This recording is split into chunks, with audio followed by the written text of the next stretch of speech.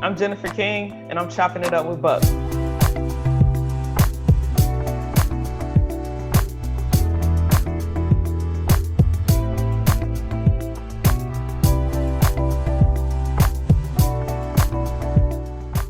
Welcome to Chopping It Up with Buck. We've got a special guest tonight, and it's interesting how our paths cross. You know, I knew about her, Johnson and Wells, a little bit, but it was interesting. I get a call from Rick Neuheisel, and he's like, "Hey, I got a coach that I think you need to go speak to, and just have some coffee and let me know what you think." So I called Jennifer King, and we get together at a Starbucks not far from where she is. And 2 hours later, we talked about concepts and basketball. I mean, everything. We had a great time.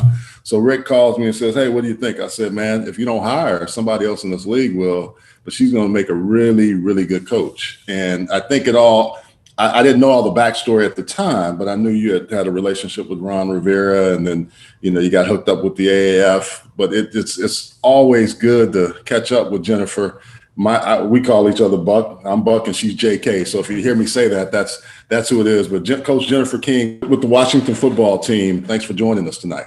Thanks for having me, man. It's always good to connect with you.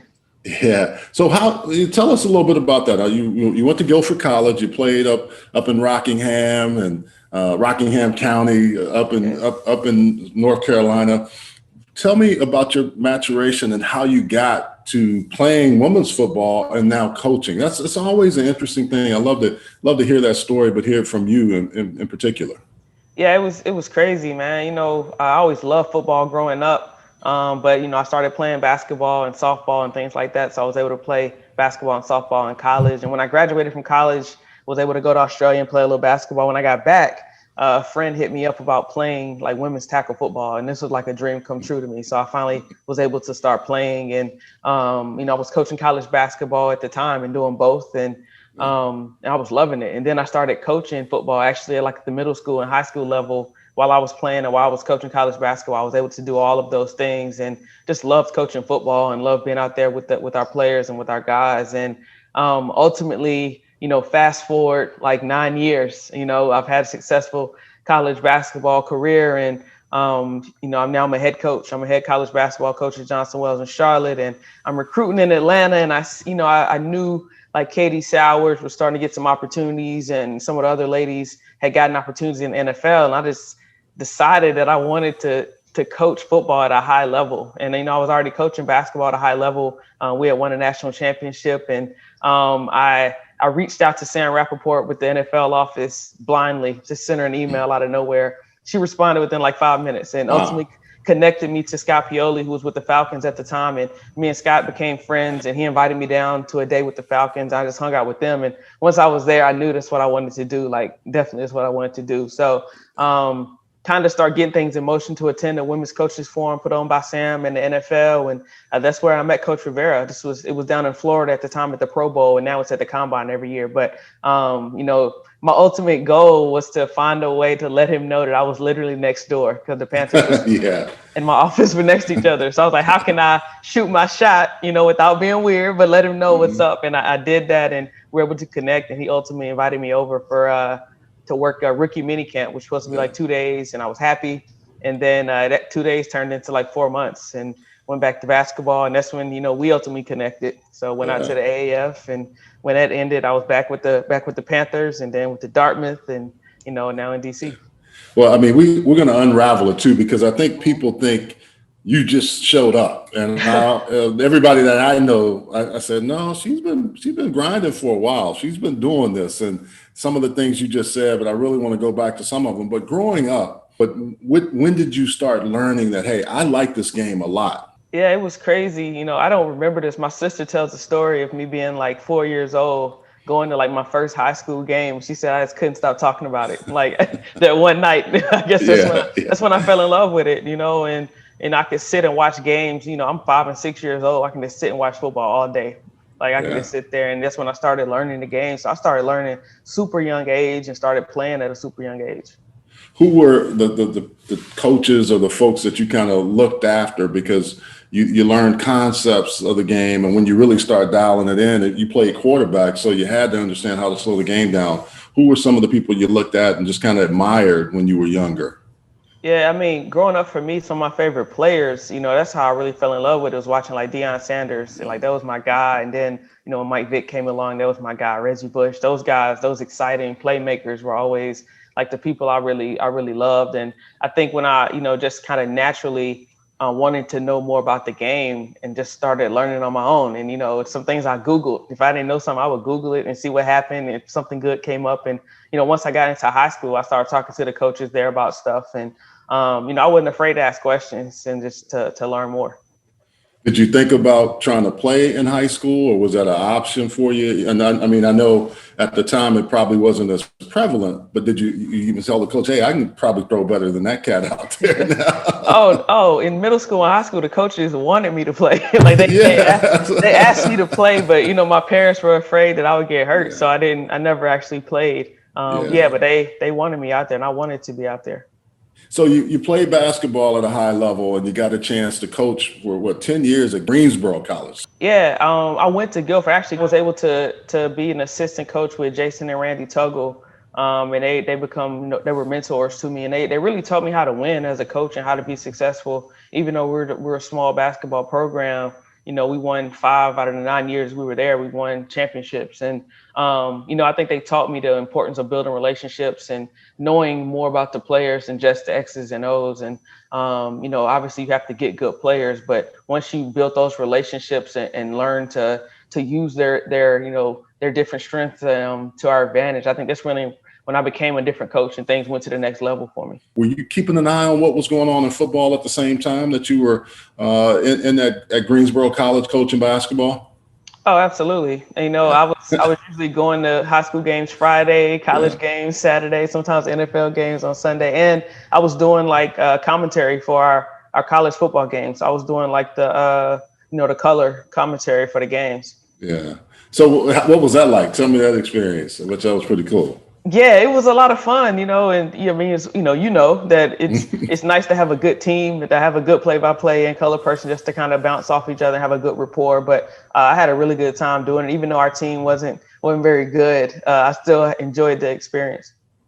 Now, from a coaching perspective, you get to Johnson and Wells, and they weren't a really good program at the time. I think you took over, and they had gone down. They had been good for a while, and took some years where they were not good. You come in and you take them to a championship in year 2, I think it was. Mm-hmm. Yeah. So how did you do that? What was it that you take us through and kind of tell us exactly what you were able to build? Because when you have a team that is lost, I think this, but some people don't realize how hard it is to get those people to buy in and believe that the vision that you see. So kind of walk us through what that looked like to get those young ladies to believe that they could play at a high level. Yeah, for me coming in, it was all about changing the culture that was there. Obviously that's a big word in sports, but I had come from a winning culture. I had always been in winning cultures, and kind of winning and being successful was all I knew. So that was my first thing, was to really bring that to them and, really just change everything that we do, to be champions. You win games, off the court a lot of times, the things, how you prepare. And then I made them champions in the classroom, and just all walks of life we wanted to be champions at. And we celebrated A's on tests and, all types of things. And to really get them to buy in, I really kind of put some of our standard and our culture in their hands. What did they want? They wanted music at practice. Like, okay, we can do that. But it was a give and take of some things to build that strong culture and to build our standard. The standard is the standard, and we made it high. And I think that's really how we turn things around, especially once we started seeing some success. And that buy-in comes a lot easier when you get wins. You talk about it as much as off the court as on the court. You said a little bit about that, but go back to that again, because I don't think people realize the magnitude of what you do off the court that leads to some of that success, or a lot of success on the court. Yeah, it's big. I mean, every aspect of your life needs to be championship quality, or an attempt for championship quality to be a champion. If sometimes you get those rare stories, but most of the time, these people who win championships, they're as good off the court or off the field as they are on, and it's so important to do that. And that's why we celebrated everything. People made good grades. We celebrated because we wanted people to know that it was important. And that was championship behavior. So that's what we did. So you're at JWU, you're having a great time there, and you get this call. I mean, or you work through the process to get it in place for it. But tell us a little bit about that. I mean, it was just so interesting to watch on my side of it, because once you got to Arizona, we were there together, we would, throw the ball every day and work on concepts and work on routes. But what was it that made you say, hey, this is what I want to do, and I think I have a chance, besides the other ladies doing it? What was it in you that said, I want to go coach in this league? Yeah, it was, I got a call from Hines Ward. It's out of the blue, Yeah. but I thought it was somebody playing with me. I didn't even know it was really him, but, me and him started building a relationship. And, after my time in Carolina, I knew that's what I wanted to do. I love coaching, I love football. So it was a way to combine the two of my biggest passions. So once I was able to do that, it gave me a sense of confidence as well that I could do it and that I was qualified to do it. And when he called, we started building our relationship. I felt really good about it. Then obviously we met, and I felt good about that. And me and Coach Neuhauser started talking and always had good conversations. So I just felt it was a good move to make. And obviously walking away from a basketball season in the middle of it, probably have another national championship caliber team was tough, but you just got to leap. Yeah, it's funny you say that too, because most people would have said, no, I'm good here, but you took the chance. We all did, right? Right. eight games later, no longer there. But go back to those times when you first walk in those meeting rooms and those locker rooms. Guys are going to say, well, how does this woman, how can she teach me games? How can she show me how to do it? I know it goes back to your playing career, but what else has been the defining thing to help young men like a Rashad Ross or Josh Huff, who we had in Arizona, and others that you've coached over the years, and Jericho Cotry believing in you as an assistant wide receiver? All those things come together. And Ron Rivera, what has it been to make them understand, hey, I am who I am, but I can coach and I can do this at a high level? Yeah, it was interesting. I think a lot of things was rooted in those relationships. When I got to Carolina, I started getting to know the players before we really started coaching the players. And then it made it so much easier when they saw that I could help them get better or help them with anything. And once, once people know that you can help them get better, they don't care who you are or what you are. They just want to get better, especially here in the NFL, just because it's so hard to be on the team and stay on the roster. So anything that I can do to help them get better, I do. And, I've built great relationships with that, and it's been awesome. Yeah, with the Washington football team, how has it been? And that you were at the Panthers, Coach Rivera leaves. What was that like to get the call to go to Washington? I bet you that had to be pretty cool. It was. I had just finished up at Dartmouth and just got back to North Carolina, kind of wondering, what's my next move? And he gave me a call that he possibly had something for me, and I went up and interviewed, and it went really well. So I was definitely thankful for him to think of me, in that situation. And, I was excited to be there last year, and we had a good year. Now you have so many young women that look up to you, but young people, but I know young girls that have the dream and aspiration. How does that make you feel? Because I've seen you in a lot of interviews, and you and I have had those conversations directly, but how does it feel to have so many young people that can have a role model like you and the other ladies that are now coaching in the National Football League? Yeah, I think it's pretty cool. Just because we're kind of that representation we didn't have. I went that basketball route because no one looked like me coaching football. So why would I think I could do that? So That's why I went into basketball. And I love basketball. And, obviously I learned a lot from it that's helped me be a successful coach in football as well. But to be that representation is huge for me. Yeah. And you say the representation, what does it mean now? Because you always need to have the first, right? And there were others that came before you, but the first to really get a chance, and now you're moving in that direction more than just an intern, but on the field, really getting to coach. What is that like every week to be on a football field Sunday and trying to win? That's the biggest thing. But how does that feel for you and your players week in and week out? Yeah, it's nothing like NFL Sundays, and we work so hard during the week to get to game day to be as good as we can, and that game day, although it's like mentally draining and tough on you, it's always special, when you go into that stadium, preparing to go to battle, with the guys you roll with every week. And it's nothing like it. Yeah, I don't think people realize you only have 16 weeks of that, right? All right. And now 17. Yeah. but it's like baseball, 162 games, basketball, 81 games or 82 games, however many.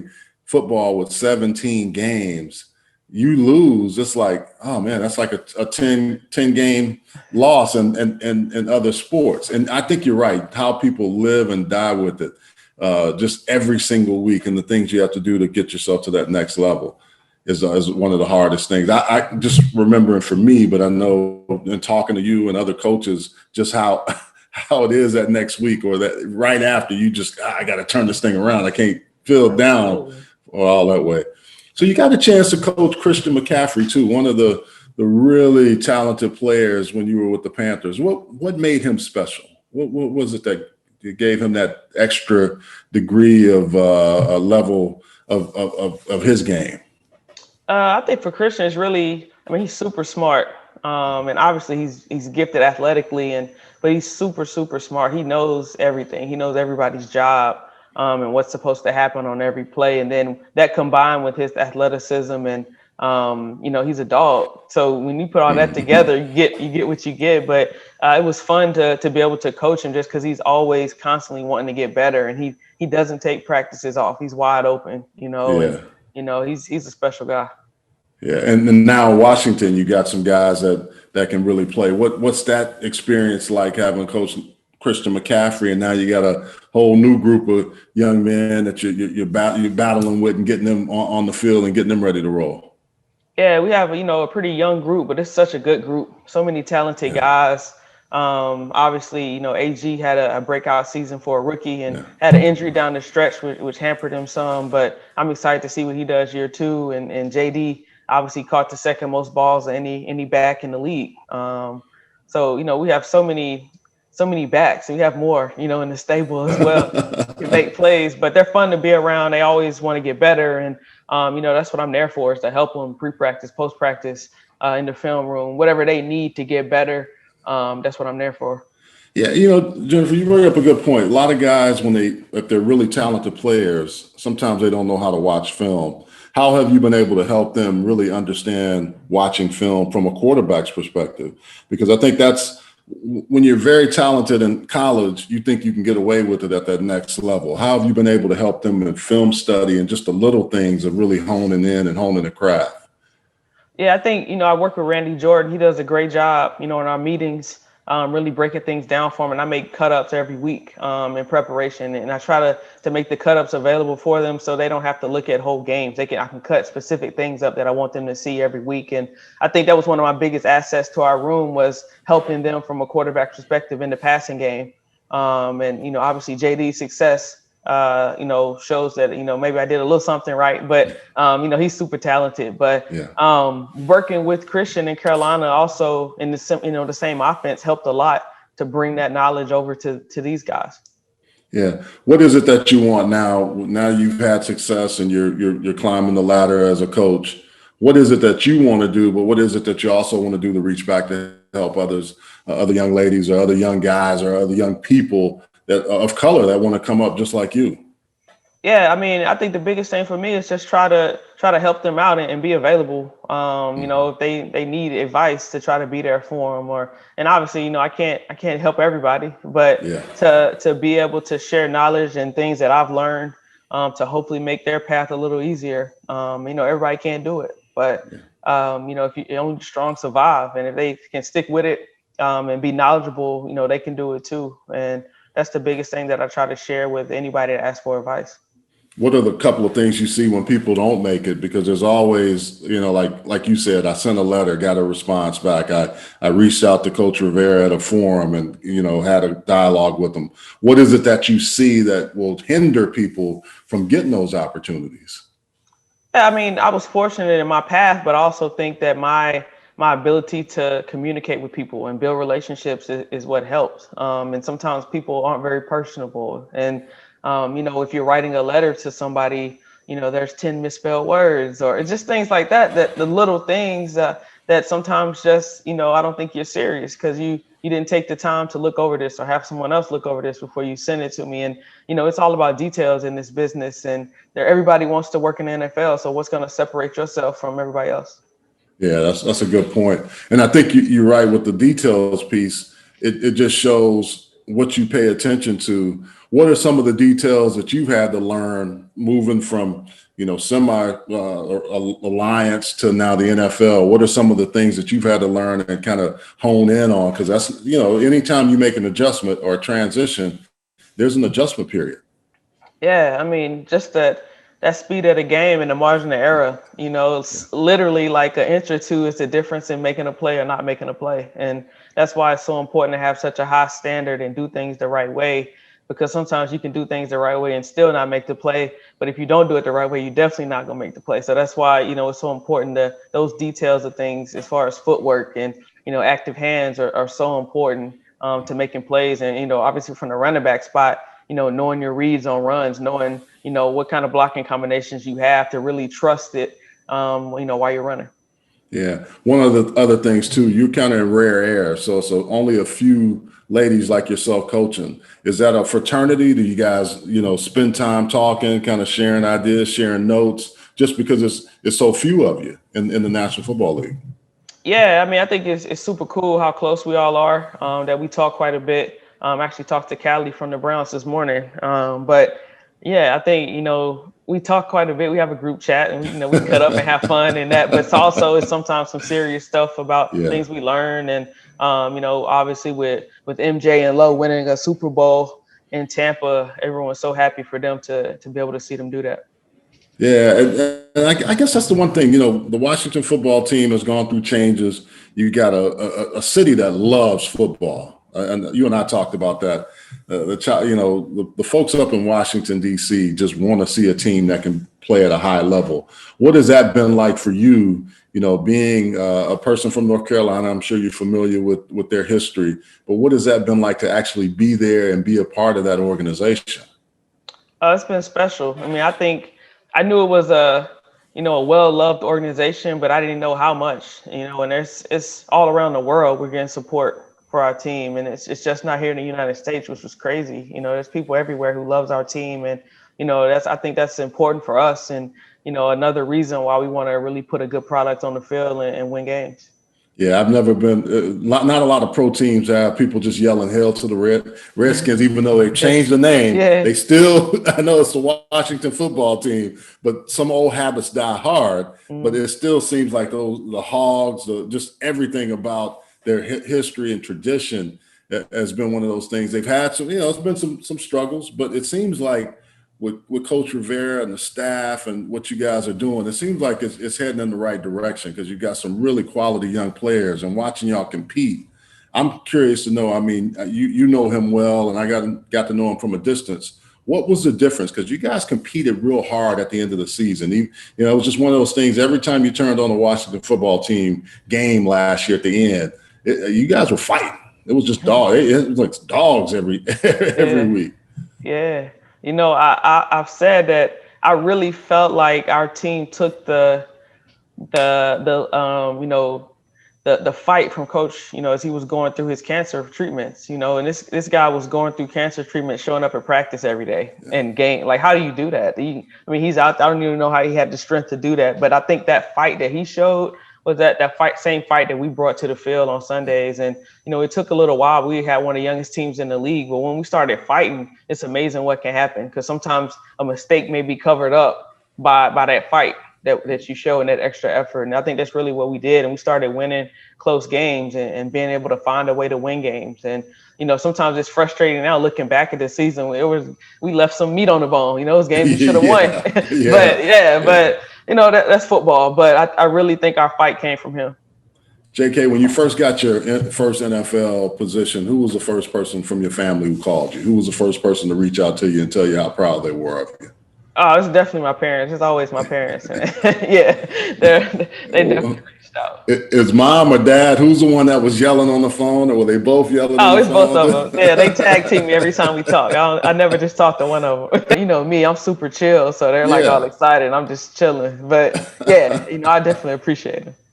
What was it like for you though? Even though you chill, it had to be some emotions there because that journey wasn't just you, it was your family, it was all the people that were involved. But what was it for you to have mom and dad be so happy because they knew this was something that you wanted to have and wanted to be able to get to?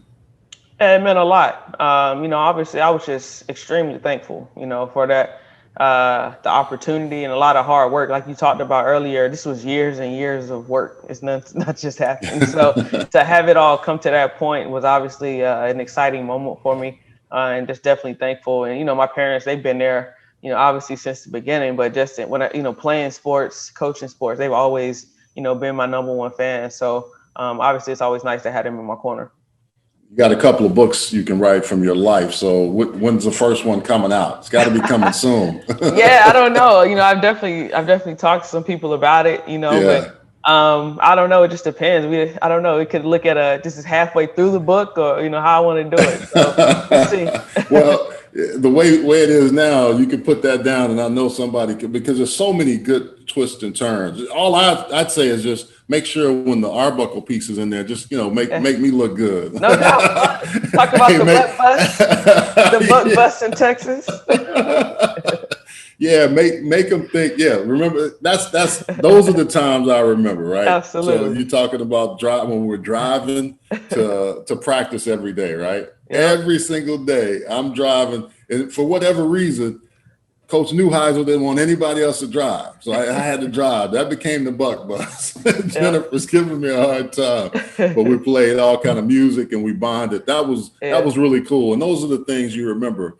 What else do you remember about San Antonio besides the bug bus and the other things that we had to endure for the month that we were in? Yeah, but it was crazy though, just how close we all got, working so much. And it was just a fun time. Obviously, we haven't been together in like 2 years, but we still have an active group chat. I don't know how many people can say that. So, I think that shows the type of people we had on staff.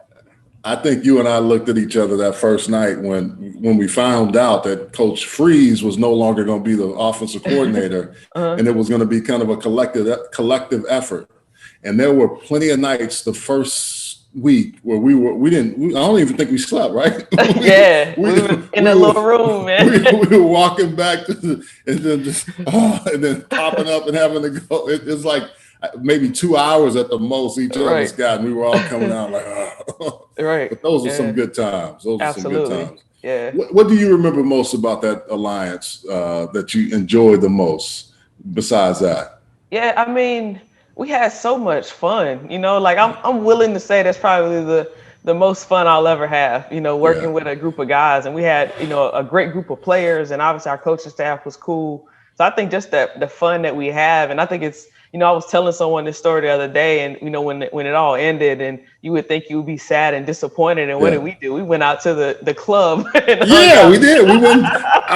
It was like 15, 20, maybe 30 of us all went. And we just took over the place, right? We said, "Look, we're going to enjoy this." Exactly. Last time. That was in true Hot Shots fashion, man. Yeah. That was one of the best times. I know it didn't work out the way we all wanted it to. But I think what it did is I got to watch a group of guys at the tight end position, and I was close to y'all's guys because we always kind of worked together. But it was so cool to watch guys that thought they had a chance, and some of them did get an opportunity, and some never did. But the way they competed and played from the start to finish, that was the beauty of that organization. Yeah, no doubt. And the unofficial champions, Yeah. Oh well, yeah. We're the champions. Yeah. I know the Orlando team keeps saying that, but man, they know they didn't. But I agree with you. I don't know if I've ever had as much fun. I had a lot of fun in college, and then when you get to the league, it becomes more of a business, as you know.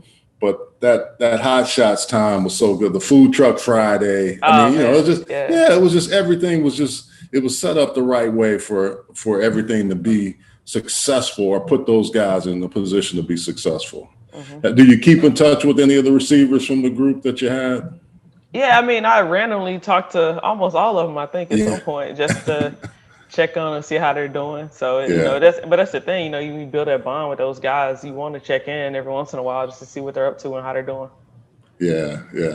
Well, JK, it's always good to catch up with you. What we do here is we do like a 2-minute drill, and we just march it down the field, ask you a couple of rapid fire questions. Okay. And being a quarterback, I know you can handle that. No doubt. We're gonna finish it off with a touchdown too. So. Oh, well. Right down the field. That's how I like it. So what do you remember the most about your Johnson and Wells basketball championship? I think one of our first workouts in the preseason that year, we had a 3-time All-American. She was a senior that year. Amazing athlete, amazing player. And I ripped her in our first workout and kicked her out because she wasn't living up to the standard that we had set. And I think setting that tone, everybody saw the standard. And if you don't live up to it, everyone's dispensable, and although, we needed her to win our championship, I think that really set the tone for our season. Yeah, that's good. I mean, you let her know right away, hey, this is how it's going to be, and we're not messing around. Mm-hmm. What was the best touchdown that Rashad Ross had in the AAF? Oh, man, he had so many with the dances. The one that always comes to mind was the one in San Antonio that he ran. He ran the post, and yeah. That was a big touchdown for us. And, we had scored on that same play the first time we played them too. So that's true. Yeah, that's true. But I think that's my favorite. That and what's interesting about that was our last game. I had a lot of family there. It was a big crowd for 35, maybe they talked about maybe 35,000, I think. But man, he was a heck of a player, and we put him in position to make some real good plays. But I remember that because he scored on it the first game. You're right. And then we scored again. Yeah. What's the coolest thing about Washington, D.C. that maybe it's food scene? What is it that's been so cool about the Washington, D.C. area for you? Yeah, I love DC. I'm a foodie, so my favorite thing is weekend brunches, man. Nobody brunches better than DC. They don't play, do they? Right. Well, my son is there, so I tell people all the time, DC is a great food town. It's nothing better. Well, you moved it down the field. We're in scoring position. Who's the best tight end coach you've ever worked with? Oh, man. Look, it's probably got to be you, Buck. I mean, we have the connection. You got me on the scene, right? Fuck. You my dog, man.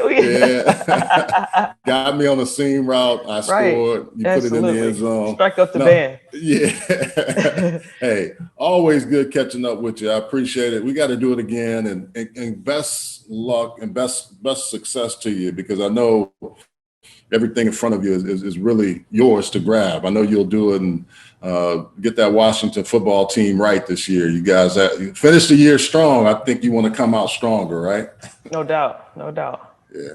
I appreciate it, man. It's always good talking to you. All right. It was great having Jennifer King on Chopping It Up with Buck. We have plenty more content on ADSN 1. Check it out. Chopping It Up with Buck. Out.